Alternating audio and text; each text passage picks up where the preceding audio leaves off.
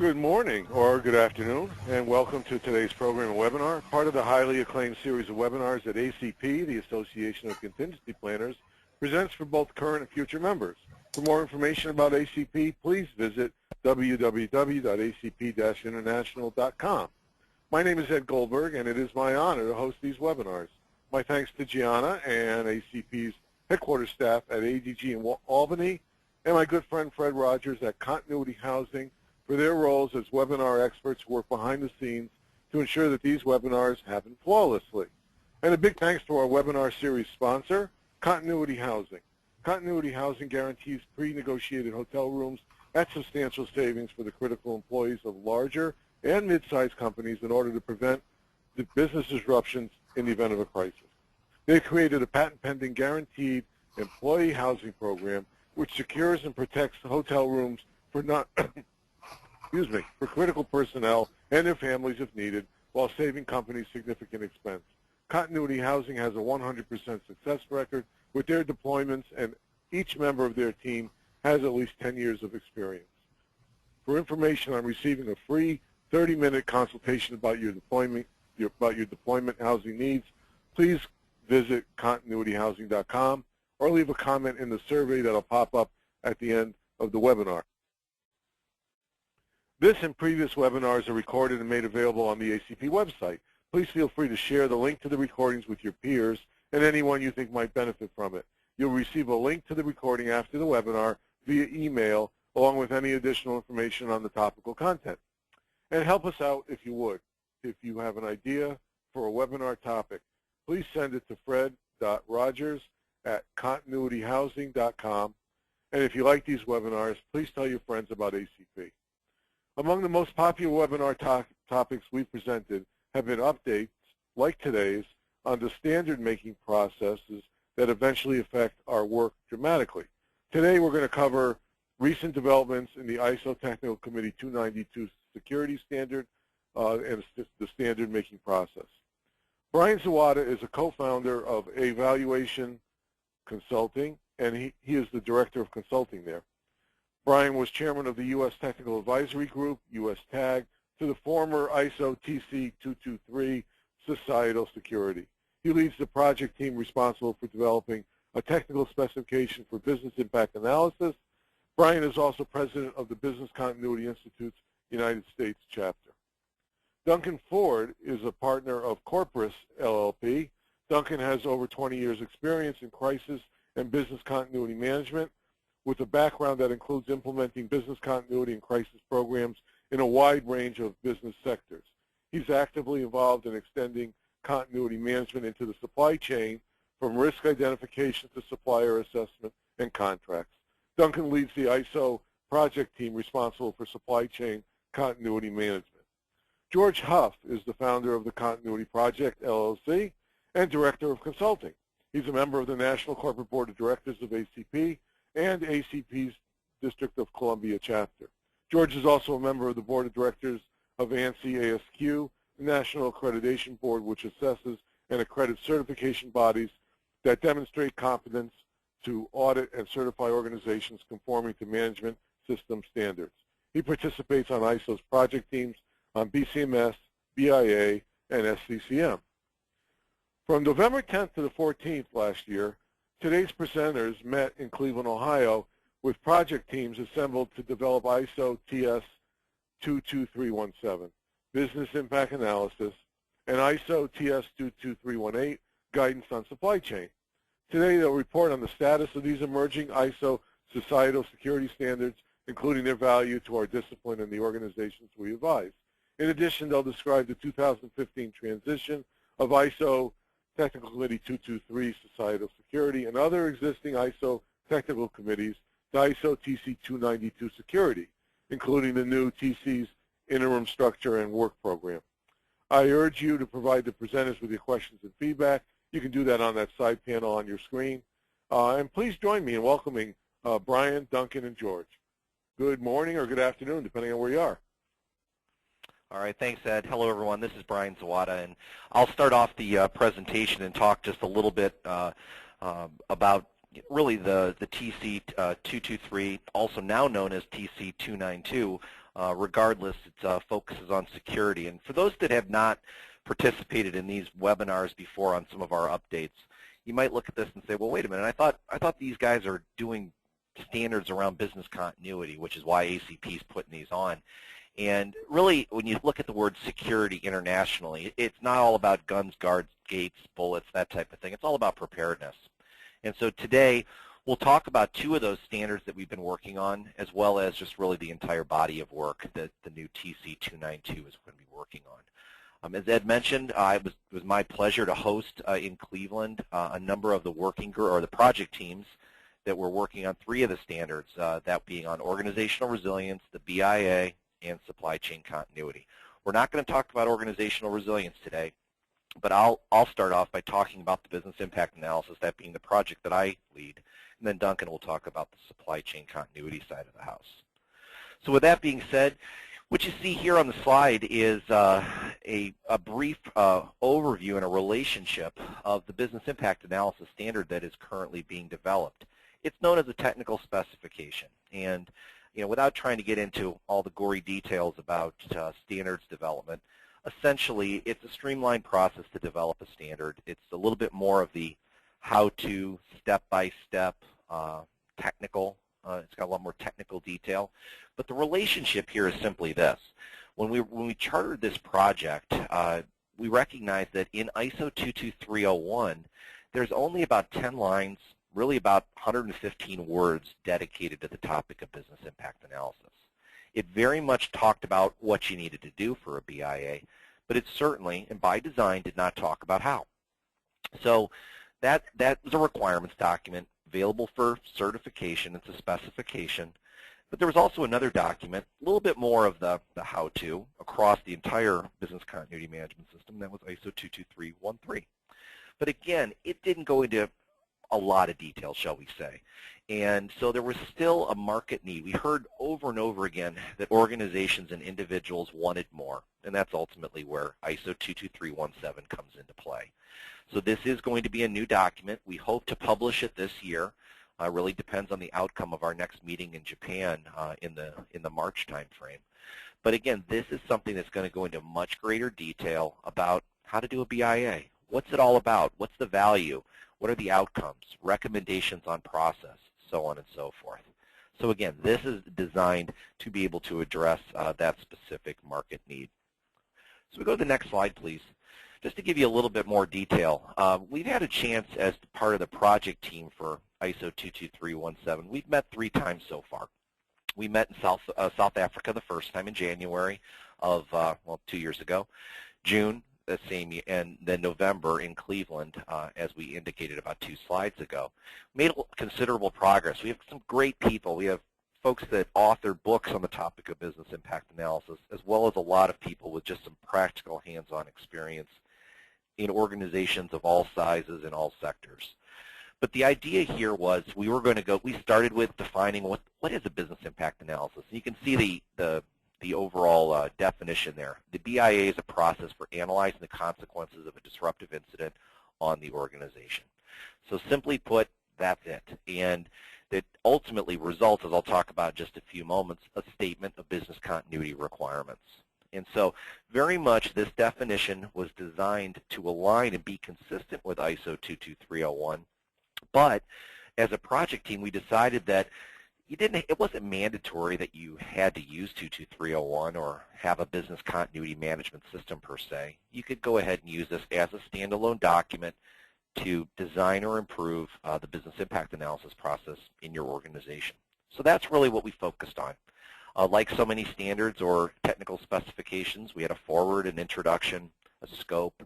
The way we worked this is we had 3 main clauses and then a series of annexes to provide additional information. It ultimately resulted, at least so far, in about 29 pages of content. And so right now that document is out for review, and by, I guess it's almost 2 weeks from now, we should have all comments in so that we can go ahead and aggregate those and prepare for our next meeting in March in Japan to review them.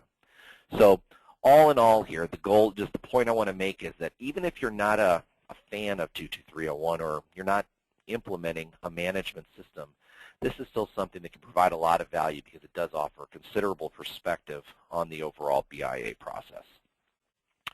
Now, the next two slides are going to comment on the outcomes of the BIA process. We spent a lot of time on this, and it really dates back to some work we did in South Africa, but a lot of work we did when we were in Switzerland 2 meetings ago. The focus here was to say, well, it seems like we struggle because not everyone agrees as to what are we trying to get out of the business impact analysis process. So we started our project work there and then worked backwards to develop a process to deliver on these outcomes. Again, not everybody needs to realize the benefit of all of them, but the standard itself focuses on really each of these 8 primary outcomes. First and foremost, it's either we're using the results to endorse or potentially seek modification of a business continuity management program scope statement, and certainly that can be products and services, processes, activities, resources, so on and so forth. In 22301, when we set up the business continuity management system, we worked to identify legal, regulatory, contractual requirements that might influence the design of the program. But the BIA is really all about doing the same, but working to identify those not just to influence the design of the program, but also to be focused on the specific business continuity requirements. So that's certainly an outcome.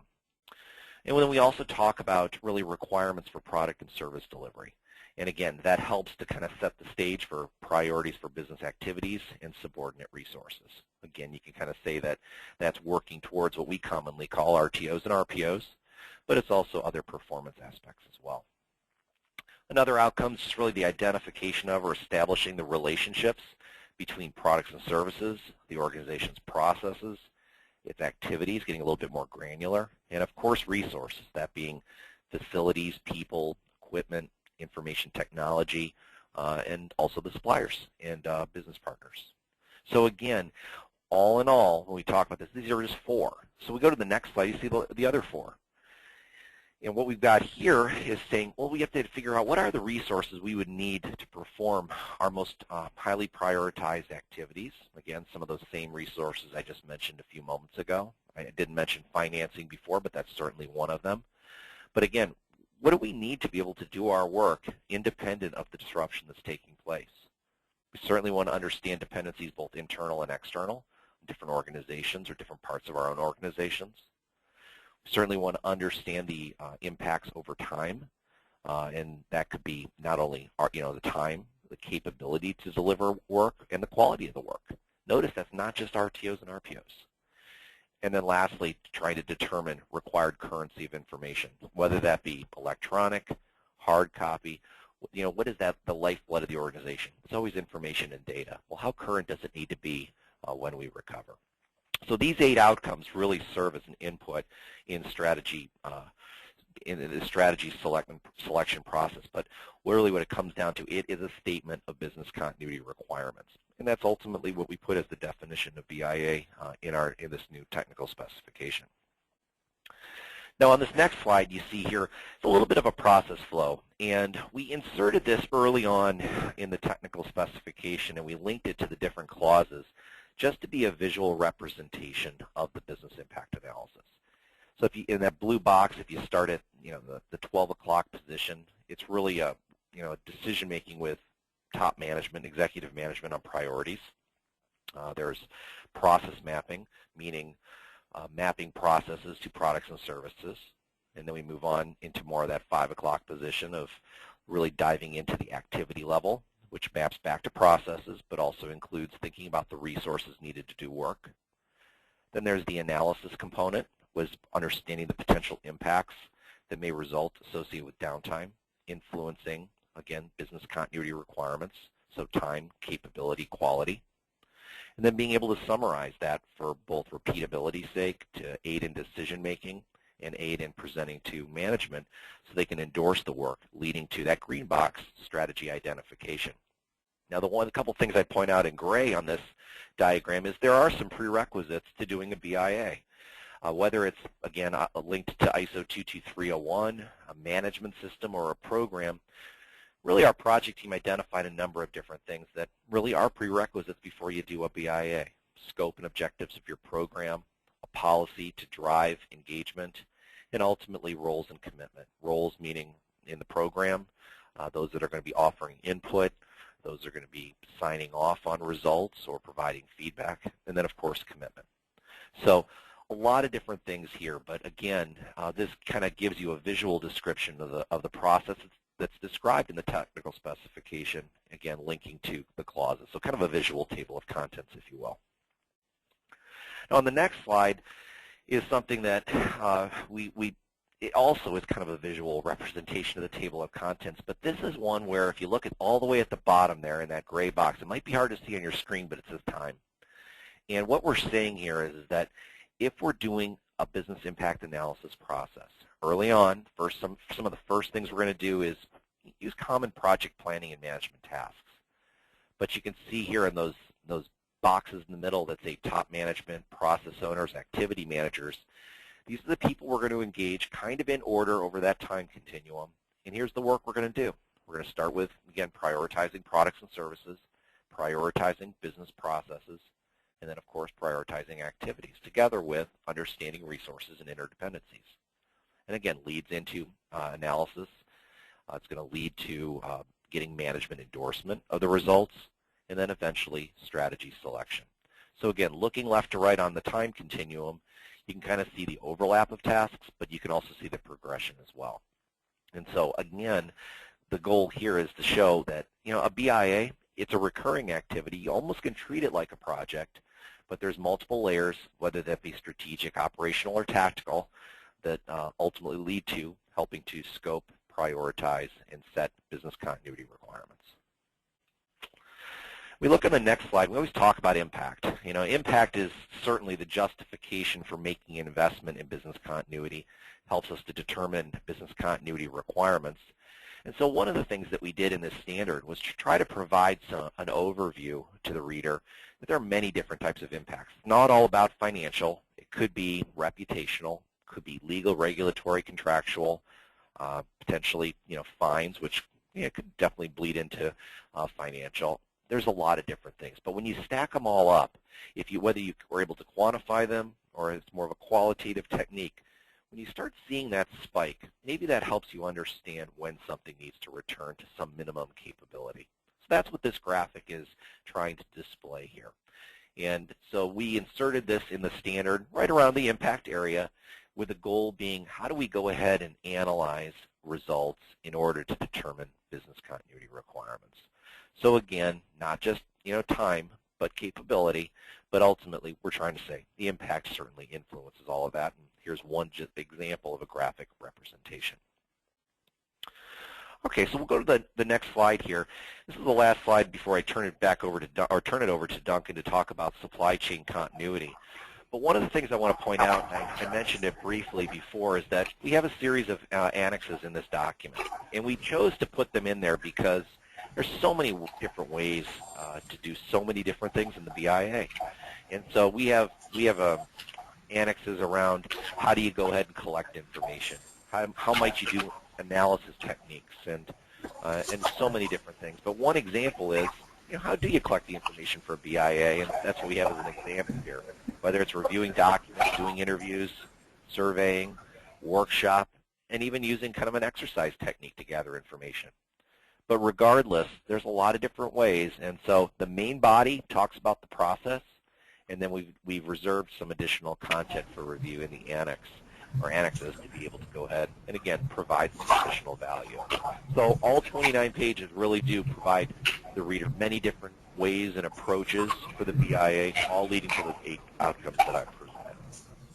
So we'll talk questions later on, but what I'd like to do now is turn it over to my colleague Duncan, who'll talk about supply chain continuity.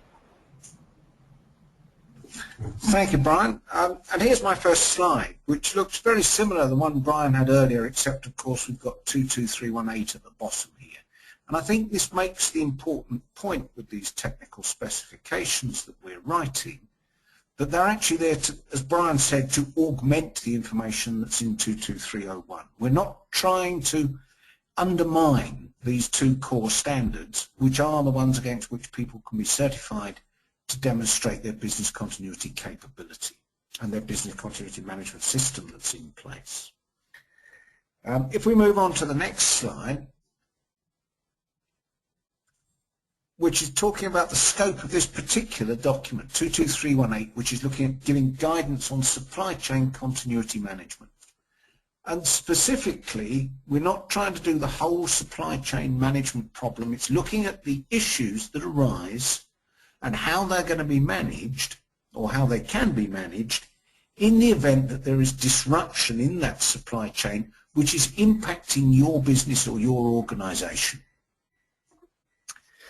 It's what we're trying to do in every case is to make sure that this information doesn't contradict what is there, and to provide a model and a structure which all sorts of businesses can use, or any sort of organization can use, to look down at its supply chain. Every business has got a supply chain, and that may include both conventional external suppliers who are providing things. It also can look at the provision of services, which may also come from an internal arrangement where there is some cross-business arrangement, perhaps for an IT department, a group IT department or similar, to provide support. But you as a business need to make sure those services are available. And I think one of the key important points on this slide is at the bottom there, is that the supply chain continuity management is dependent on the BIA and the work that Brian's been talking about to identify and prioritize those business activities which are critical to the organization, the highest priority ones, and those products or activities which, if they don't continue, will lead to the business running into trouble. If we step forward onto the next slide, here again, similar approach to Brian's. It's trying to map what this document is saying against the model that's in 22301.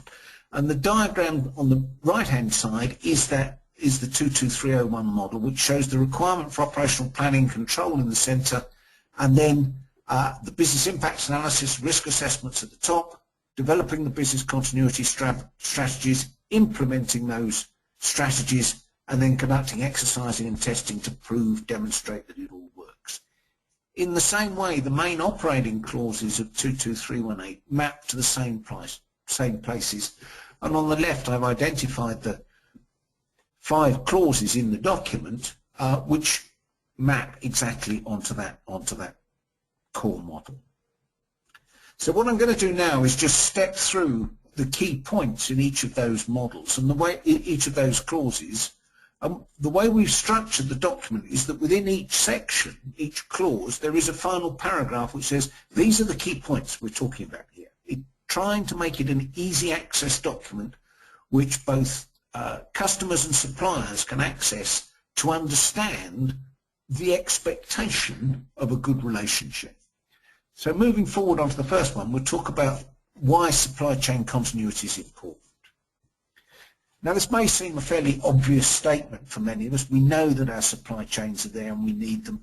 But it's interesting that increasingly there is greater and greater dependency on the supply chain, both for goods but also for services. Many organisations are stepping away from the things which are not core to their business and putting them out through an outsource or similar arrangement, which counts as part of the supply chain. So what we're actually looking at is any part of your structure which delivers inputs to you that are not under your direct management or control. You can't dictate what's going to happen. It's a global, interconnected, fast-moving world which we understand, and globalization is making this harder in that this understanding of the supply chain has got to look at what is going on in the countries from which those supplies are coming, where you've got different regulatory environments, different expectations from people of what is normal and what can be expected to happen.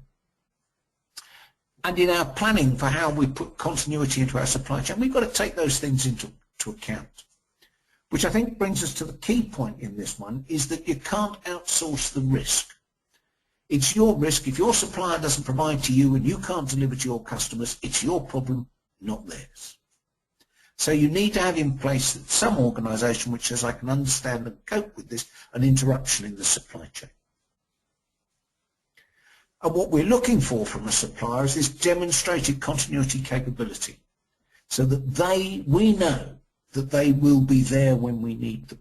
And ideally what we want to see happen is that that gets built into the contract for the delivery of those services as part of the main SLA. Stepping forward into the detail, the first area very much looks like the BIA. It's analysing our supply chain. Large organisations have very many suppliers, and interestingly, when you do the analysis, relatively few of those suppliers are really, really important to the business. Many of them are providing resources which, if we can't get them, we can get them from somewhere else, or we can actually survive without them because we carry a sufficient stock. But what we need to do is to make sure we apply a standard approach to this analysis of our supply chain, and we need to set up those core criteria within our own organisation. What do we expect our suppliers to be able to do, depending on how important they are to us? Which allows us to come out with the key outputs from the analysis, very similar to what we get out of the BIA, which is an overall assessment of the level of risk posed by the supply chain and by particular individual suppliers within that. We also have to recognise that this is a dynamic world and these things are continuously changing. So we need to have a process which is repeatable and maintainable over time.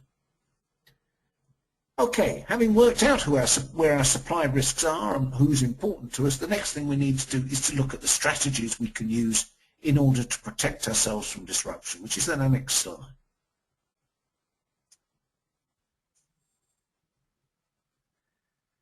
Now, every supplier in a perfect world, you would have an appropriate supply chain continuity strategy for them. It will take time to get to this level, so let's make sure we focus on the most important ones at the beginning and then work through. It will take time to implement a program.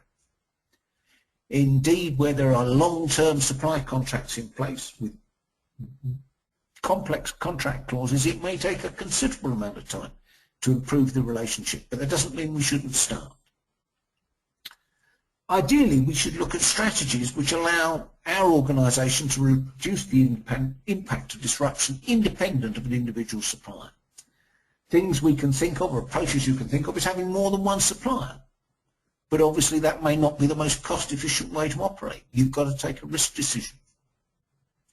Similarly, we can actually take some fairly simple steps, perhaps to increase our stock holding so that we are able to tolerate disruption for a bit longer. It comes with a cost. Where are you going to put the extra stock? How are you going to store it? How are you going to keep it in date? They're all decisions you can make when you've got the information about what the options are to you. And out of that work, you then come up that there are some suppliers where I've actually got to pressure them to understand what their arrangements are within their business to ensure that they can continue to support us and they have an effective business continuity solution, which extends on down their own supply chain too, because every supplier is also a customer, as a general statement, till you get right the way down to the bottom of the chain. We need to get evidence from those suppliers of what their continuity arrangements are, both at the time the contract is awarded, as I said there, and indeed as part of our ongoing assurance to ensure that they maintain the standard. And we need to have decided what the quality of that evidence is. It isn't, for a critical supplier, it isn't just that we receive a copy of their business continuity plan and assume that it works. We may want to go and see their exercises, get evidence that they actually do something with the action points from that and improve their planning. And we want to build a relationship with the supplier. And it's important that with these suppliers that we do actually make this a two-way street, that we work together to improve the solution, because it's good value to everybody.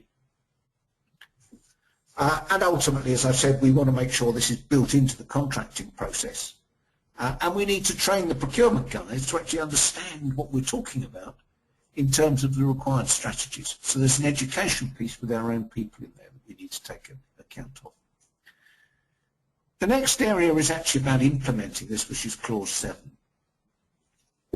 And it's very much about ensuring that we communicate with those suppliers. We want to make sure that our own continuity plans explain how supply chain continuity arrangements will work for those key suppliers. so that the information is available in the event of an upset. We need to make sure the suppliers know how to tell us if they've got a problem, and that we've got a good enough communication process in place that they will do that early, so that we can prepare for and make things simpler and reduce the impact of a problem. We need to have an arrangement with those key suppliers that ensures we can work together. Perhaps a key person from their team joins our continuity management team and is frequently involved in our exercises, so they understand our priorities as well. And we also need to ultimately coordinate external communication plans, because we really don't want a supplier putting out a press release about the problem they've got which impacts our business, certainly not without us knowing about it. So a key point there during the operation is regular open discussion with parties to create a partnership and we don't want this thing to look adversarial. If we can help it, it's meant to be a cooperative approach. And finally, we need in place an audit trail which is what Clause 8 is about how do we monitor ongoing performance in this. Because as with our own business continuity arrangements, we know we have to test, and we have to check, and we have to ensure that it's still working. Well, we need the same monitoring and verification going on down our supply chain. And again, the responsibility is back on you to make sure that your supply chain is doing the right things that you need to work and to protect your business, because you're the only ones who are really focused on that. You're the key stakeholder of that business. It's at this point often in the process where it moves away from the procurement team who set up the contract to the operators, who hold the long-term relationship with the supplier. And they're the guys who need to be thinking about how do we continue to monitor this. And it's this regular engagement process throughout that keeps it going. Right, that's my overview for this piece, and I'll come back with a summary in a minute. George, over to you.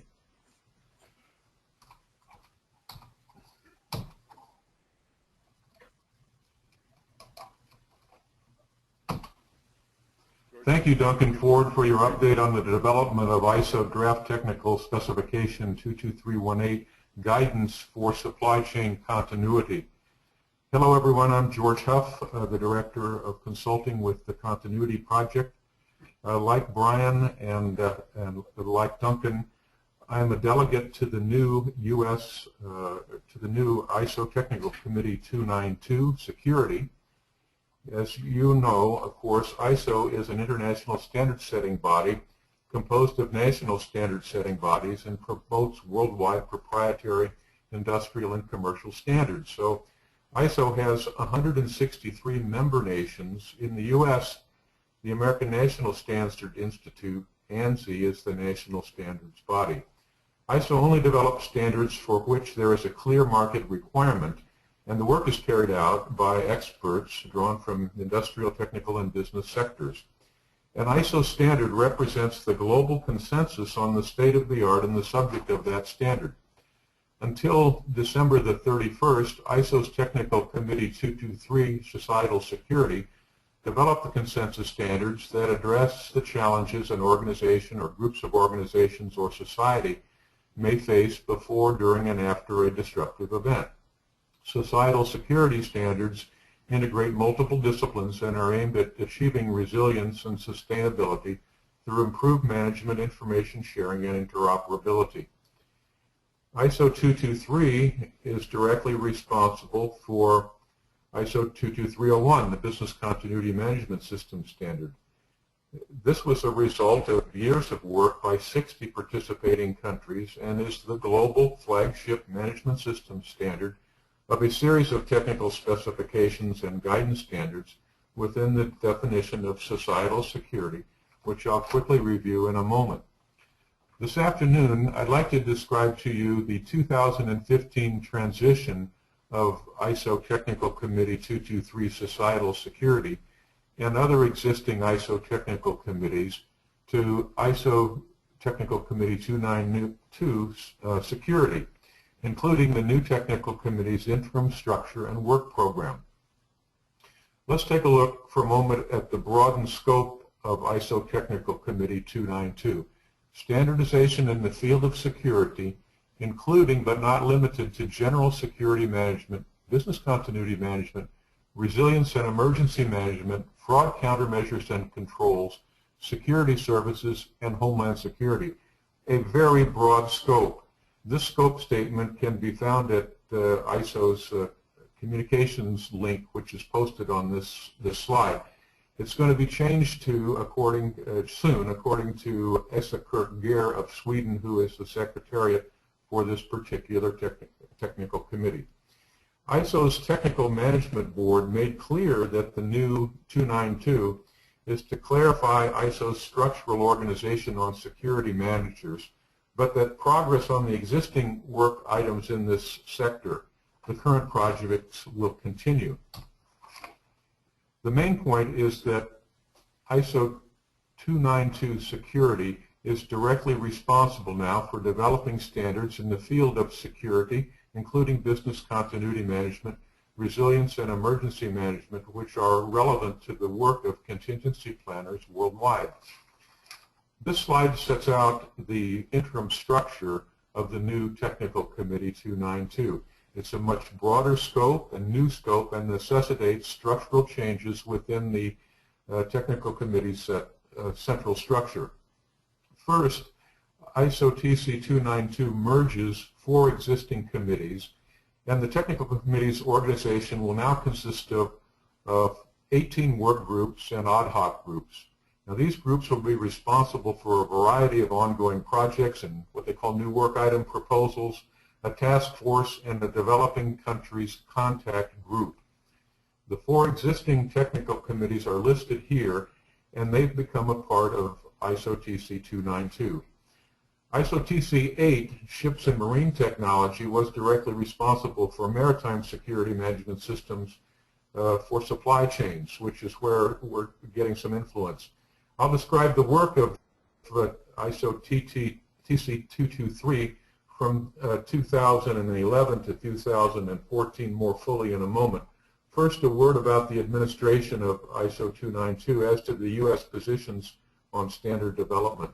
As I mentioned before, ANSI is the U.S. member body to ISO, which accredits U.S. technical advisory groups, or TAGs, whose primary purpose is to develop and transmit by way of ANSI the U.S. position on activities and ballots of the International Technical Committee.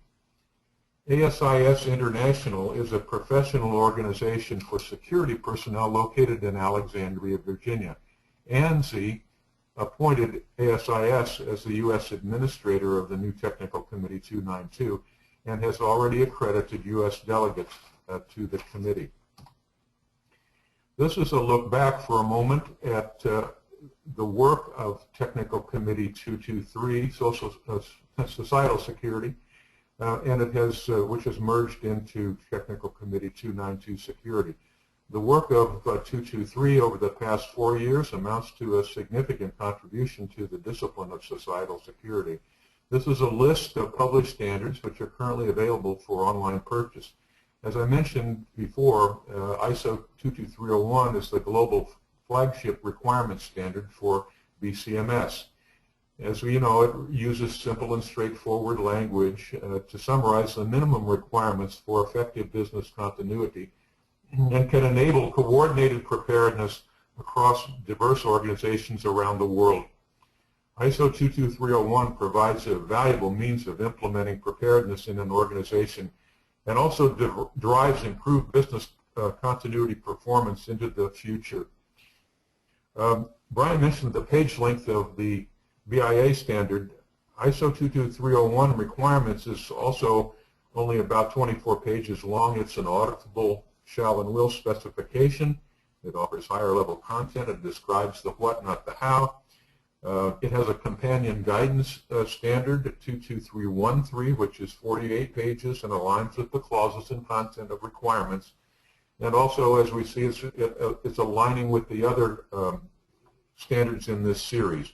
Guidance offers recommendations and permissions and options that organizations can take to implement ISO 22301 requirements. I think the best thing about a standard is quite simple. It's your roadmap. The standard gives you the direction so you can begin your journey, whether it's BCMS, incident response, exercise programs, or partnering arrangements. This is some content that is in our lane, and we should be aware of it.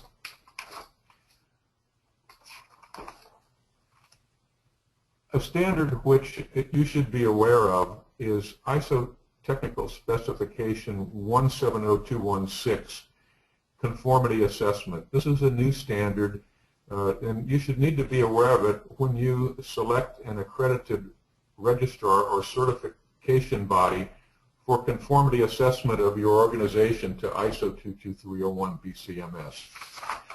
The popularity of ISO 22301 as a management system is based on the interests of a growing number of organizations in conformity assessment. The ISO 22301 standard is the first international standard that uses ISO structure for all new and revised management systems. And because of this popularity, ISO recognized the need for strengthening the requirements for competency for registrars and certification bodies and their personnel performing audits of BCMS. The scope of ISO 22301, I think as Brian mentioned, describes that the BCMS standard is applicable to organizations of all types and sizes that wish to either seek certification to BCMS by an accredited third-party certification body or make a self-declaration or self-determination of conformity. So when an organization that you encounter has a business plan that justifies accredited certification of conformity to ISO 22301, you should be able to demonstrate successful alignment and certification to this societal security standard. So be aware that there is this new conformity assessment standard out there, because when you work with organizations, they need to know this when they select registrars. I want to take a few moments to talk about Technical Committee 292's Securities Work Program, and the next three slides set out what they want to achieve in this year and beyond. This slide and the next two slides list the current status of projects and emerging standards. The first here is a management system for a private security operation, both requirements and guidance. The other four projects were initiated by Technical Committee 223 prior to this 2015 transition to 292 security. These include revisions of the terminology standard ISO 22300, which contain all of the terms common to this line of ISO societal security standards. Three projects also include organizational resilience, which involved project teams that met this year, as well as BIA and supply chain continuity that we've heard about today. These are also were under development in 2014. I think the main point here is that the new Technical Committee 292 Security is directly responsible for developing standards within these disciplines.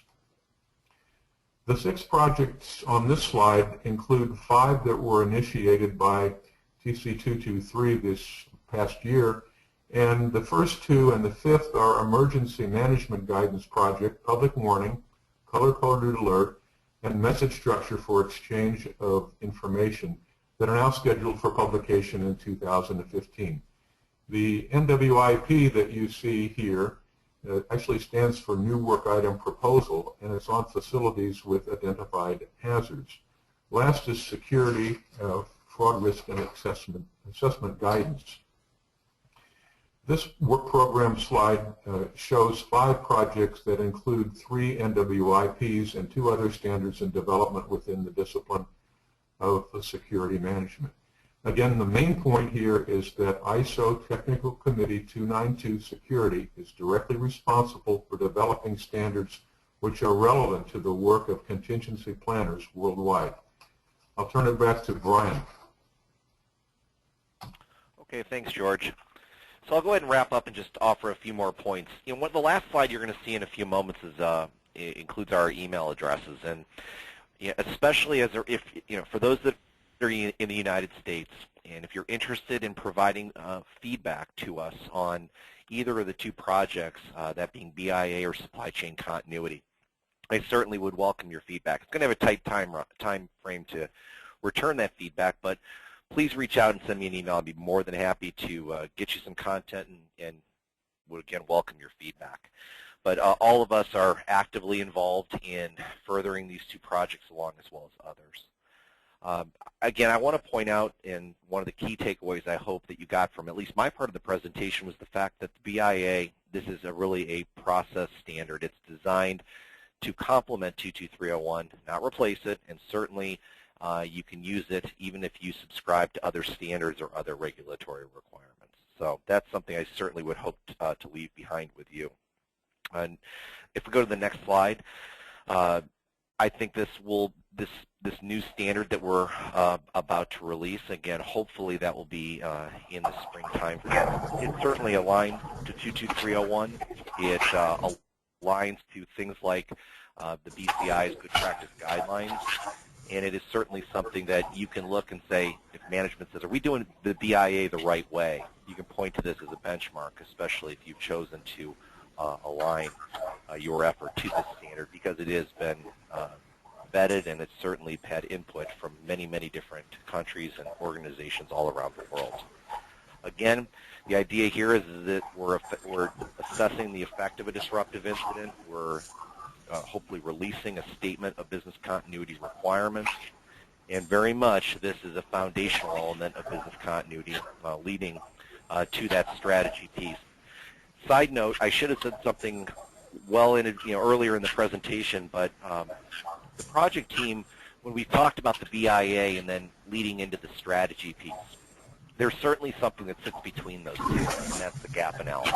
The project team, through consensus, suggested that the gap analysis is something that is kind of almost in no man's land. Very important, certainly something that's done all the time when we compare requirements to what currently exists. But the project team ultimately concluded that it was closer to strategy than it was BIA. Now, again, whether you agree with that or disagree, it's not that important for purposes of standards development. The important thing is that I think we all recognize that a gap analysis is important before you try to reinvent the wheel or create strategies where no new strategy is necessary. On the last slide, or at least for me, again, as I mentioned, it's related. The statement of requirements is important, not just recovery time objectives, recovery point objectives, but it's about time, quality, and capability. What is it that the business needs to have when it's recovering from that disruption? Again, not just a time frame and assuming that you need 100%. Again, this is a prerequisite to strategy. It's certainly a prerequisite to a gap analysis, and very, very important. So with that, I'll turn it back over to Duncan. He'll talk a little bit about some of his key points, and then we'll wrap up. Thanks, Brian. My apologies if the transatlantic cable is putting some additional noise on this circuit. I'll keep my line muted as much as I can. The key point on this one slide, and then moving on to the next, is that, again, as I said, is that 223188 augments the other standards. And I think you can see from what Brian has just been saying that the BIA is usable by anybody. Well, part of the evidence you might want to look for in a supplier is that they've completed a BIA that aligns with 22317. It's good evidence that they're working to the same sorts of standards which you should be using as well. If we go on to the next slide, the main points of 318 is as I said, it's available to everybody. It works for every supplier and every customer. Its aim is to mitigate your risks or the organization's risk of disruption. And what we want is an auditable output which we can use to help to improve the quality of continuity in our supply chain.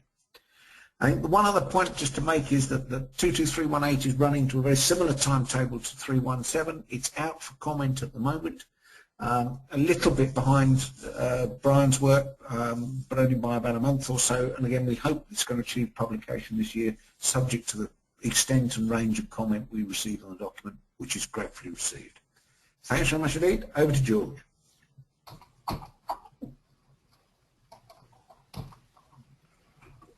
Thanks, Duncan, very much. The main points to take away on this final slide are that ISO Technical Committee 292 Security has a new scope, which is broad enough to include societal security, and the ANSI U.S. Technical Advisory Group to the new ISO Technical Committee 292 Security is actively representing U.S. interests across a wide range of disciplines.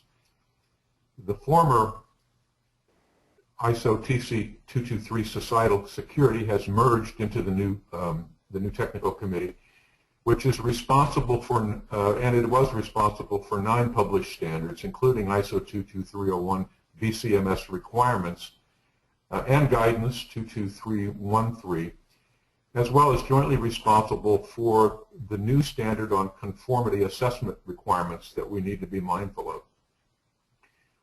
Finally, ISO TC 292 Communications Group, when it stood up, will provide quick information via ISO's communications network on a new website. So in the interim, use the website that's posted on this slide.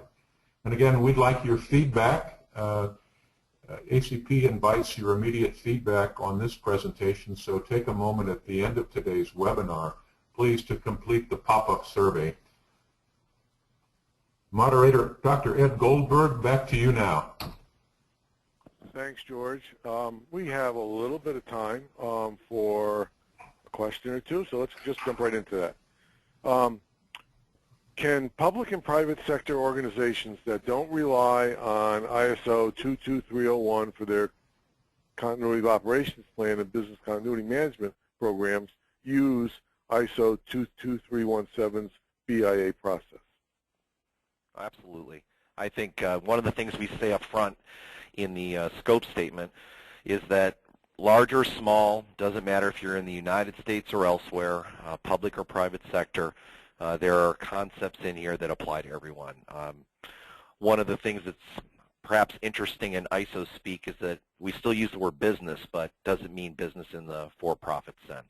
So the techniques here certainly can enable public sector service delivery, public sector process work, prioritize set requirements for COOP, that type of thing. So certainly it's applicable in all spaces. Okay, great.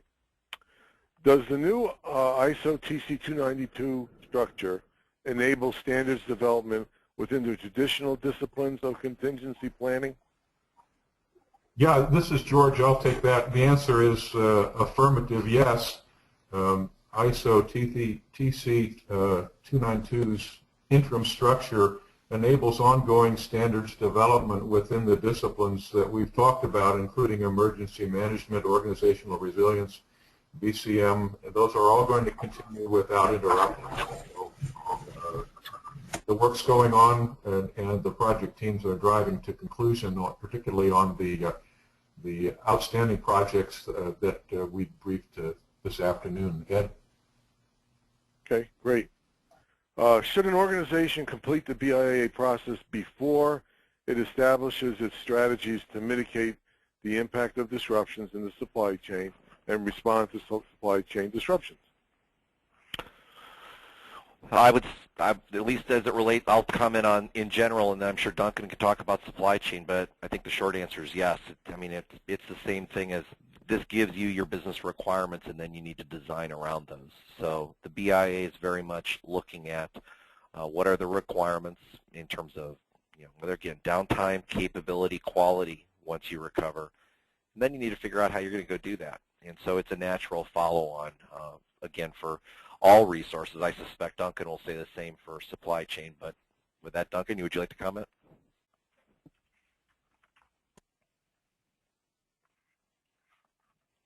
Yeah, I certainly don't disagree in that you can't start the supply chain work until you've decided what is important to you, which requires the BIA work to be done.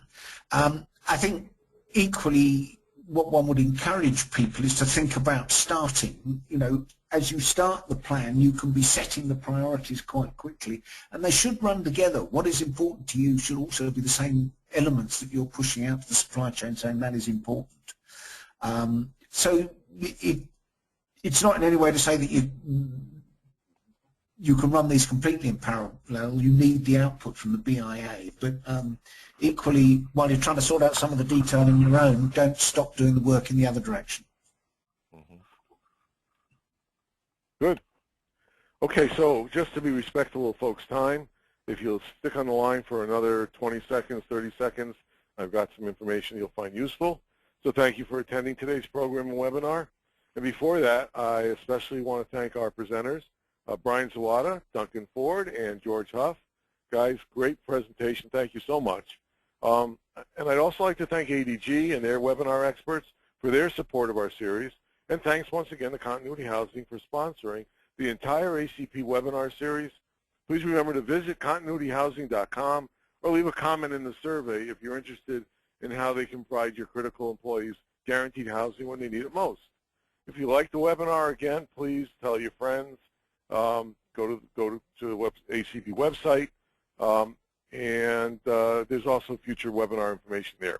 As a reminder, this and previous webinars are recorded, and they're available on that ACP website. Please feel free to share the link to the recordings with your peers and anyone that you think might benefit from it. You'll receive a link to the recording after the webinar via email, along with additional information on the topical content. And as George mentioned, there'll be a very brief survey about this webinar that'll pop up when you close your browser. Please take half a minute to answer the questions. It really helps us refine these productions and pick topics. Thank you, and have a great day.